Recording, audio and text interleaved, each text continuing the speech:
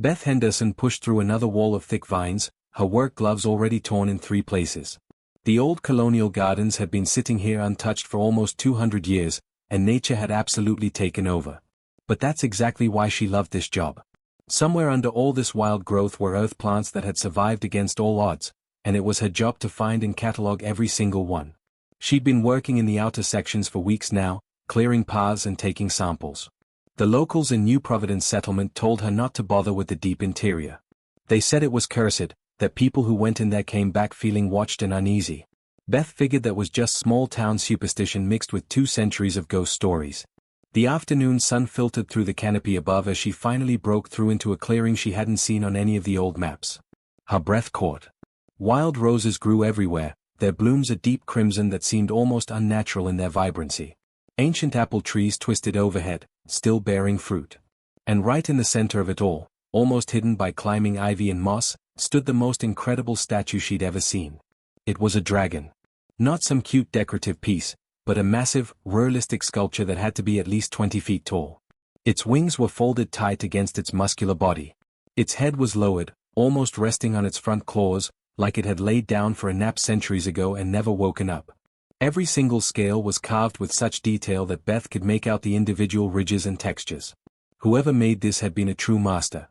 She walked closer, running her fingers over the weathered stone. It was warm under her touch, probably from soaking up sunlight all day. The dragon's face held an expression she couldn't quite read. Not fierce or threatening like you'd expect. It looked almost sad. Tired. Like it was waiting for something that never came. "What's your story?" she whispered to the silent stone. Beth knew she should probably report this discovery. An artwork this significant belonged in a museum or at least documented by the Historical Society. But something made her hesitate. This place felt special. Private. Like she'd stumbled onto something that was meant to stay hidden. She made a decision right there. This would be her secret, at least for a while. Over the next few days, Beth found herself returning to the clearing every evening after her official work was done. She told herself it was just practical. The garden needed care, and she was a botanist after all. She brought proper tools and started clearing the worst of the overgrowth. She trimmed back the vines that were pulling at the statue's wings. She planted new flowers around its base, varieties she'd been cultivating from earth seeds. The work was hard but satisfying.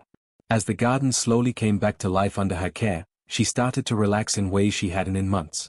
The settlement was nice enough, but it was small and everyone knew everyone's business. Out here, she could just be herself. No polite small talk. No forced socializing at community dinners. Just her, the plants, and the silent stone dragon. On her 6th evening visit, Beth was exhausted. She'd spent the whole day dealing with a fungal infection in the settlement's main greenhouse, and her brain felt fried. As she knelt in the dirt, pulling weeds from around a cluster of wild daisies, she started humming without really thinking about it. It was an old song her grandmother had taught her back on Earth, before Beth had signed up for the colonial service. Something about winter ending and spring coming to wake the sleeping land. Her grandmother had sung it every year on the first warm day, standing in their little backyard garden with dirt under her fingernails and joy on her face. Beth's humming turned into quiet singing as she worked. The words came back to her easily, even after all these years. Her voice wasn't anything special, a bit rough around the edges, but it felt good to sing. It made the garden feel less lonely. Made her feel less lonely, if she was being honest. She didn't notice the way the stone beneath her hands grew warmer. Didn't see the faint hairline cracks appearing in the thick moss that covered the dragon's closed eyes. Didn't catch the way the statue's chest seemed to rise and fall, just slightly, as if taking its first real breath in centuries. Beth just kept singing, her voice carrying through the twilight garden, while something ancient and powerful began to stir from a very long sleep. 3 weeks had passed since Beth first discovered the clearing, and visiting the garden had become the best part of her day. She'd wake up early, get through her official botanist duties as quickly as possible, then spend her evenings in that hidden sanctuary. The transformation was remarkable. Where there had been chaos and overgrowth, now there were neat paths winding between flower beds. The roses bloomed brighter than ever. The old apple trees had been pruned and were thriving. And always, at the center of it all, stood the dragon statue. Beth had cleaned away most of the moss and ivy now. The stone underneath was a deep gray that seemed to shift colors in different light, sometimes almost silver, sometimes nearly black. She'd started talking to it while she worked, the way some people talk to their pets. It made the solitude feel less heavy. Singing had become her constant companion too. At first it was just her grandmother's spring song, but soon she was working through every piece of music she could remember. Work songs from her childhood. Pop music from her university days. Even some of the folk ballads her mother used to play on long car rides. Her voice grew stronger with practice, more confident. The garden seemed to respond to it somehow. The plants grew faster. The air felt charged with something she couldn't quite name. On a particularly beautiful afternoon, golden sunlight slanting through the trees, Beth found herself singing a ballad she hadn't thought about in years. It was a sad, beautiful thing about a sailor who'd been gone from home for decades, lost in deep space, finally finding his way back to the person who'd waited for him. The melody was haunting, and the lyrics always made her throat tight with emotion. She sang the final verse, her voice cracking slightly on the high notes. The sailor returns home to find everything changed except for the love that waited. It was the kind of song that made you believe in impossible things. The last note faded into the quiet garden. Beth stood there in the silence, suddenly feeling foolish. Here she was, a grown woman, singing her heart out to a statue like some kind of... The dragon's eyes opened. Beth's heart stopped. She actually felt it skip a beat in her chest. Those eyes blazed with light, a rich amber color like honey held up to the sun. They were alive. They were looking directly at her. The massive head began to lift, and the sound it made was like a building settling, like continental plates grinding together, like thunder rolling across distant mountains. She stumbled backward, tripped over her own feet, and landed hard on the ground. Her mind was racing, trying to process what she was seeing. Statues didn't have glowing eyes. Stone didn't move. This wasn't possible. The dragon's head rose fully now, 40 feet above her. Its wings unfurled slightly, stretching as if working out centuries of stiffness. When it breathed, Beth could feel the air move around her. When it blinked, she could hear the scrape of stone eyelids. Then it spoke. The voice was deep enough to vibrate in her bones, ancient and tired but somehow gentle. 300 years, the dragon said slowly, as if testing words it hadn't used in forever. 300 years I have stood here in silence. 300 years of darkness and stone. Beth's mouth opened but no sound came out. Her scientific brain was screaming that this violated every natural law she knew. Her survival instincts were screaming at her to run. But something deeper, something she didn't have words for, kept her frozen in place. The dragon lowered its enormous head until those amber eyes were level with her. Up close, she could see they weren't just one color but layers of gold and bronze and copper, swirling like liquid metal. There was intelligence there. Emotion. A depth of feeling that made her chest ache. You freed me, small human, the dragon said. Do you understand what you have done? Beth finally found her voice, though it came out as barely a whisper. I don't understand any of this. You're a statue. You're supposed to be stone. I was stone. Cursed to be nothing but stone and silence until conditions were met that I thought would never come. The dragon's gaze softened slightly. Tell me your name. Beth. Beth Henderson. She was shaking now, adrenaline finally catching up with shock. What are you? I am Dravin, last of the Guardian flight of the Western Spiral. He said it like she should recognize the title, but it meant nothing to her. And you, Beth Henderson, have broken a curse that was meant to be eternal. How? I didn't do anything. I just... She gestured helplessly at the garden around them. I just cleaned up a bit. Planted some flowers. Sang some songs. Yes, Dravin said, and there was something that might have been a smile in his voice. You sang. Not for power. Not for wishes or treasure or favors. You sang simply because it brought you joy. He shifted his weight, and Beth heard the grinding of stone becoming something more flexible, more alive. The curse was specific. I would remain stone until one who wanted nothing from me sang from the heart. Every treasure hunter who found me came seeking gold. Every power seeker came demanding magic. Every fool who stumbled into this garden wanted something. He looked at her with those impossible eyes, and Beth saw something there that made her forget to be afraid. She saw loneliness. Deep, aching loneliness that matched something in her own chest. But you, Dravin continued quietly, you wanted nothing but to make a forgotten garden beautiful again. You sang to yourself, for yourself, expecting no reward. That was the key. That simple human joy in creating beauty for its own sake. Beth sat there in the dirt, looking up at an impossible creature, and felt tears starting to run down her face. She didn't even know why she was crying. Relief maybe. Wonder. The sheer weight of something magical and real happening in her ordinary life. I don't know what happens now, she admitted. Draven's massive head tilted slightly, considering her. Neither do I, Beth Henderson. Neither do I. But perhaps we might discover it together. The first night after Draven woke, Beth didn't sleep at all. She lay in her small apartment staring at the ceiling, wondering if she'd lost her mind. Maybe she'd been working too hard. Maybe the isolation of colonial life had finally gotten to her. But when morning came and she rushed back to the garden, he was still there. Still real. Still waiting for her with those patient amber eyes. They fell into an unexpected routine over the following days. Beth would finish her work in the settlement, then spend her evenings in the garden with Draven. At first she was nervous, unsure how to act around a creature that could probably crush her without thinking. But Draven was surprisingly gentle. He moved carefully when she was near, always aware of where she stood. His voice, though deep enough to rattle her ribs, was never harsh or demanding. She brought him food on the third day, not really knowing what dragons ate but figuring it was polite to offer. Apples from the old trees in the garden. Some bread from her kitchen. A canteen of water. Draven had watched her lay it all out with something that might have been amusement. I do not need to eat as you do, he'd said gently. But I appreciate the gesture more than you know. It has been a very long time since anyone showed me simple kindness. Then I'll keep bringing it anyway, Beth had replied stubbornly. You can't stop me.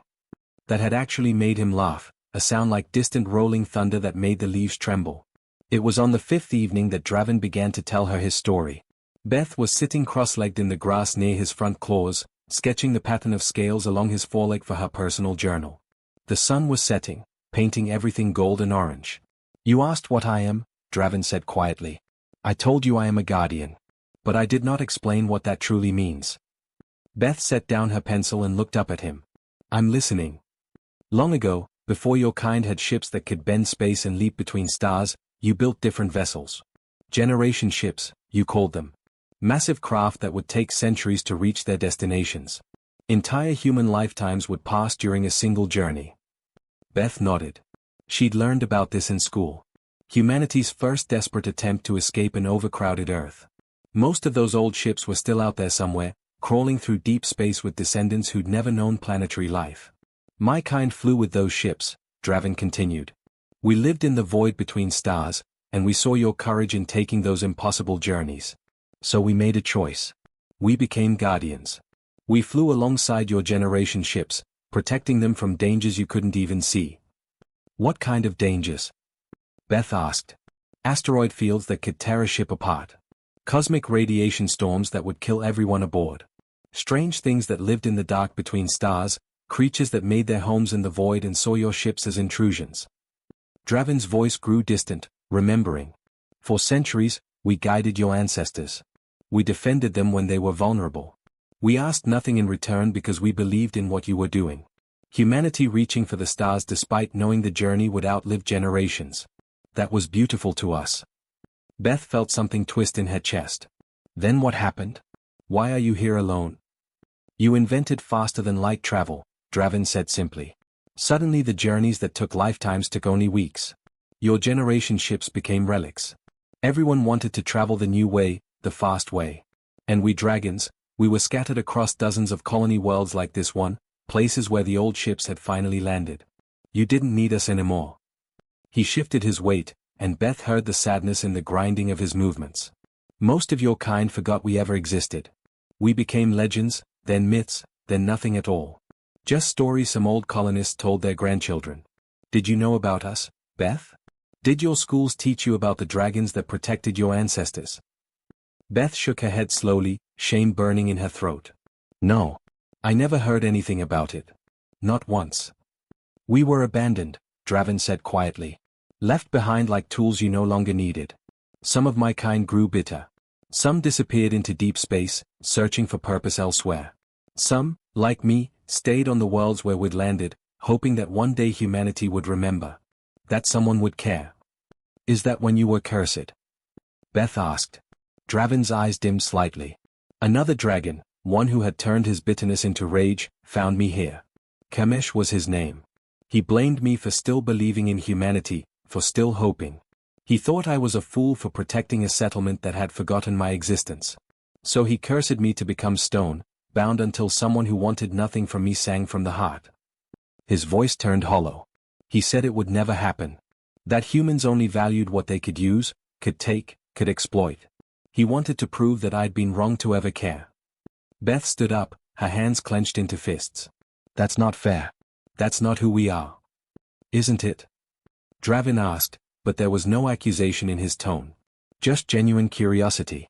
For 300 years, humans came to this garden. Treasure hunters with metal detectors, searching for gold they imagined I guarded. Warriors hoping to steal dragon magic. Collectors wanting to own a piece of history. Every single one wanted something from me. Even frozen in stone, I could hear them. Their greed. Their ambition. Their complete indifference to what I actually was. He lowered his massive head until he was eye level with Beth again. Then you arrived. You saw a statue and thought only that the garden around it was beautiful and deserved care. You sang because singing made you happy. You brought me food even though you knew I was stone and couldn't eat it. You talked to me like I was a friend, not a thing to be used. Beth felt tears threatening again. I still don't understand why that matters so much. Because it proved Kamesh wrong, Draven said softly. It proved that humans can still see beauty for its own sake.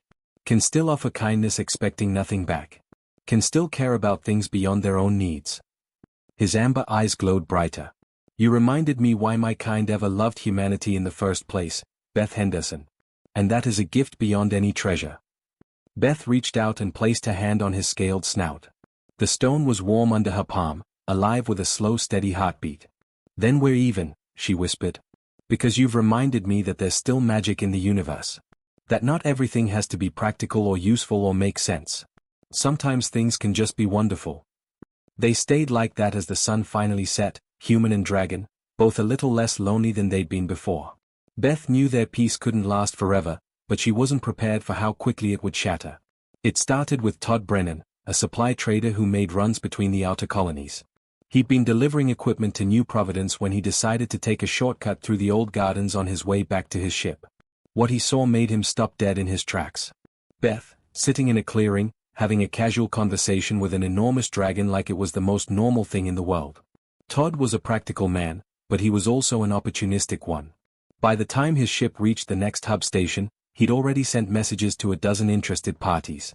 A live dragon, he told them. Just sitting there, apparently tame. Probably worth a fortune to the right buyer. Beth first knew something was wrong when she arrived at the garden 3 days later and found boot prints in the soft earth. Fresh ones, and lots of them. Her stomach dropped. Draven, she called out, her voice tight with worry. The dragon emerged from behind the old apple trees where he'd been resting. He'd been growing stronger each day, his movements becoming more fluid and less stone-like. But Beth could see he was still recovering, still not at full strength. Someone's been here, she said, pointing at the tracks. Multiple people, and recently. Draven lowered his head to examine the prints, his nostrils flaring. I smell metal. Weapons. And something else.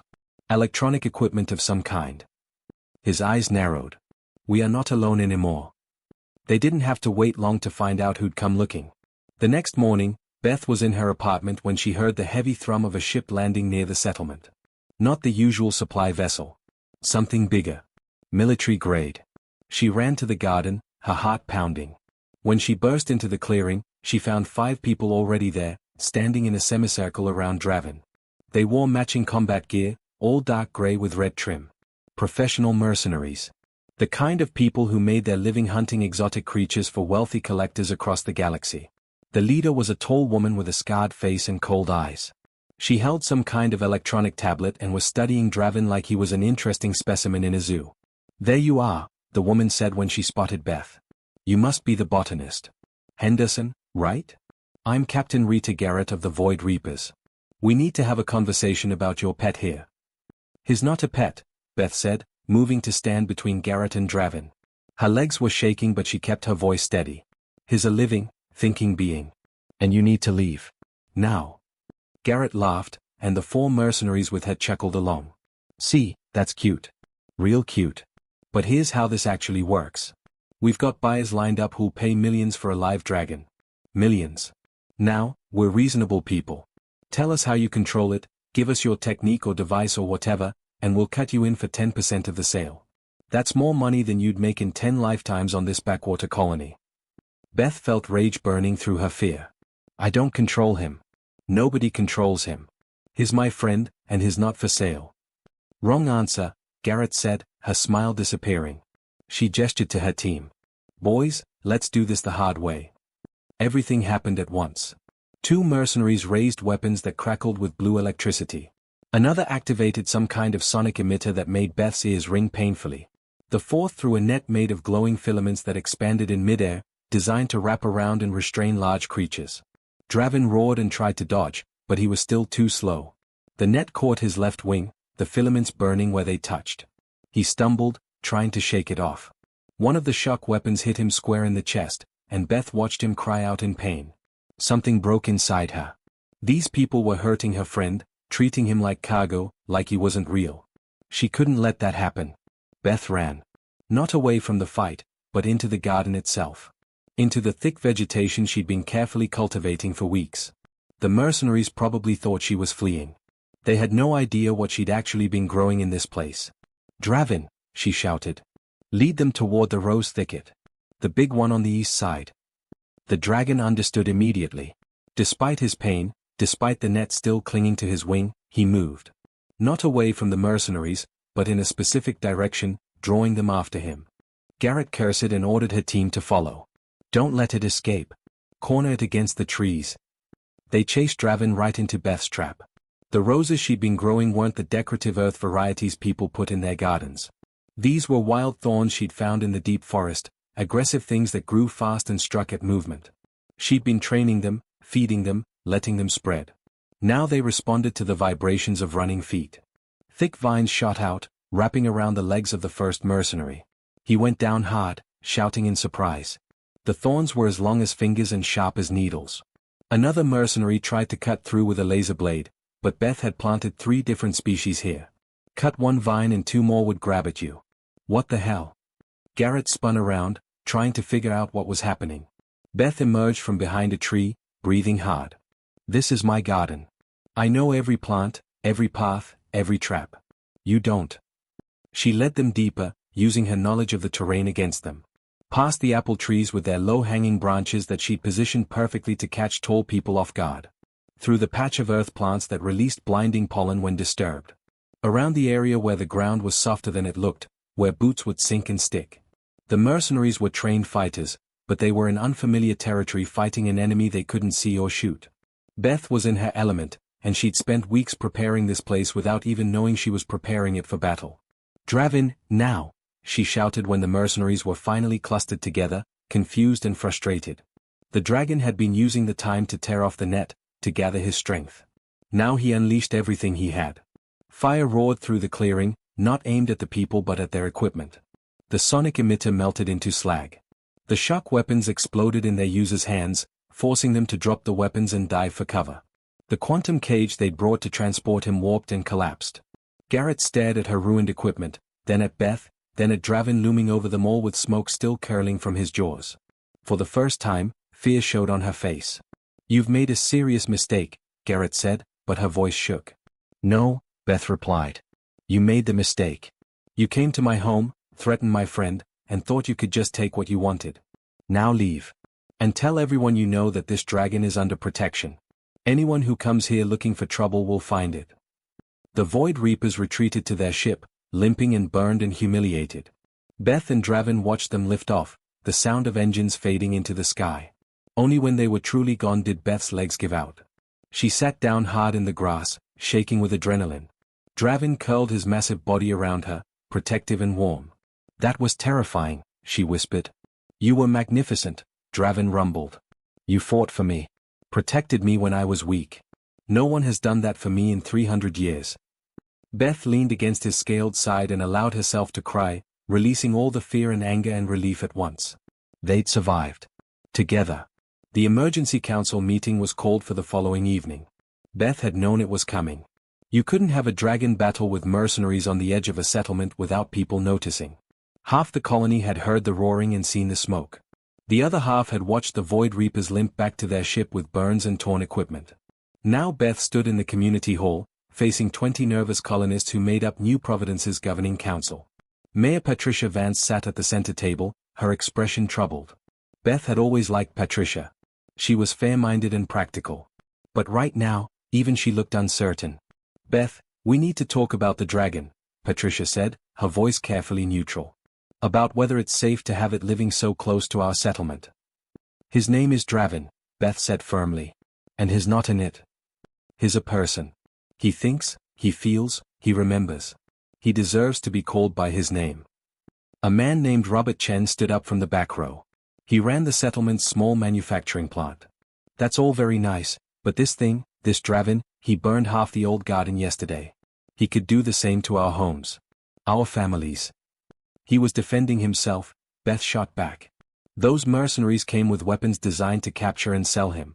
What was he supposed to do? Let them take him?" "Maybe," a woman named Angela Price said quietly. She taught at the settlement school. "Beth, I understand you've formed some kind of bond with this creature. But we have children here. Families. We have to think about their safety first." Beth felt frustration building in her chest. Draven has been awake for over 2 weeks. He's been living in that garden the entire time. Has he threatened anyone? Has he come near the settlement? Has he done anything except exist peacefully? "Until yesterday," Robert said. "Until there was violence. Violence that he didn't start." Beth's voice rose despite her efforts to stay calm. "You want to punish him for defending himself? For refusing to be captured and sold like property?" Patricia raised her hand for quiet. "Nobody's talking about punishment, Beth. We're talking about risk management. About what's best for the colony as a whole." "Then let me tell you what's best," Beth said, and she took a deep breath. This was her chance. Her only chance to make them understand. "Let me tell you a story you've probably never heard.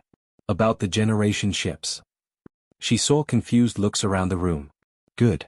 That meant they really didn't know. Before we had FTL drives, before we could jump between stars in days or weeks, humanity built massive ships for voyages that would take centuries. Entire generations would be born and die on those ships, never seeing their destination. It was the bravest thing our species ever did. Sending people into the void knowing they'd never reach the end of the journey themselves. Beth walked to the center of the room, making eye contact with as many council members as she could. But those ships weren't alone. Dragons flew with them. Creatures like Draven became guardians, protecting our ancestors from dangers we can't even imagine. Asteroid fields. Radiation storms. Things that lived in deep space that we still don't have names for. The dragons asked for nothing in return. They just believed in what humanity was trying to do. She saw some faces softening, curiosity replacing fear. Patricia was leaning forward, listening intently. "Then we invented faster ships," Beth continued. "And we forgot. We scattered across the galaxy and left the dragons behind on whatever colony worlds the old generation ships had reached. We didn't thank them. We didn't honor them. We just moved on like they'd never mattered at all." Angela spoke up, her voice uncertain. "Is this true? I've never heard anything about dragons protecting the generation ships." "That's exactly my point," Beth said. "We forgot. It's been erased from our history. But Draven remembers. He remembers protecting humans for centuries. And when we didn't need him anymore, he was cursed and turned to stone. For 300 years he stood in that garden, and do you know who came to see him? Treasure hunters. People who wanted to steal from him or use him. Not one person in 300 years showed him basic kindness until I accidentally stumbled into that clearing." Robert was shaking his head. "That's a sad story, Beth. I mean it. But it doesn't change the fact that he's dangerous." "Is he?" Beth challenged. "Or are we dangerous to him? Those mercenaries came because word got out. Because someone saw value in capturing and selling a living, thinking being. How long before more come? How long before someone with bigger weapons and fewer morals shows up?" Patricia stood up, silencing the murmurs that were starting around the room. "What exactly are you proposing, Beth?" "I'm proposing we give Draven what humanity should have given his kind 300 years ago. Recognition. Protection. A place to belong." Beth's voice grew stronger. "I'm proposing we honor the debt we owe. Not just to him, but to all the dragons who protected our ancestors when we were vulnerable." "And if he turns on us?" Robert asked. "If he decides humans aren't worth protecting anymore?" Beth smiled sadly. "He already decided that. Yesterday, when I was fighting beside him, he could have left. He could have flown away and never looked back. He'd just broken free from 300 years of being stone. He could have gone anywhere in the galaxy. But you know what he did instead? He stayed to protect me. A single human who'd shown him kindness. That's who Draven is. That's what dragons are. The room fell quiet. Beth could see people thinking, reconsidering. Patricia exchanged glances with several other council members, some kind of silent communication passing between them.